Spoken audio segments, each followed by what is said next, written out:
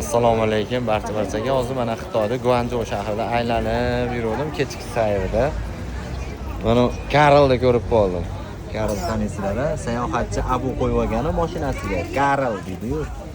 Buni yonidan ana biratan bunaqa narsalar sotyapti ekan. Xullas, tarakanga, chivinga, kalamushga, ana shunaqa hasharotlarni yo'q qiladigan narsa ekan. Mana hozir mishiqda.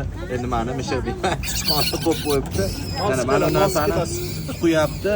Mana narsani suqqanda o'sha chiqonlar qanaqadir ultra tovushdami qochyapti. Shunaqa narsaga moslangan narsa ekan. This how much? Chiga? 35. 35. Yes. How much is it? One piece is 35. One? Qarada ajoyib moslamaydi. 35 yuandan ekan. How many? 35 yuandan mana.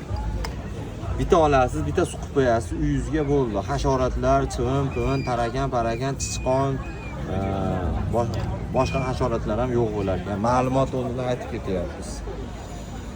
Nima deymiz endi? Sog' bo'lasizlar, hech kimga hech qanaqa ziyon bo'lmasin, salomat bo'lasizlar.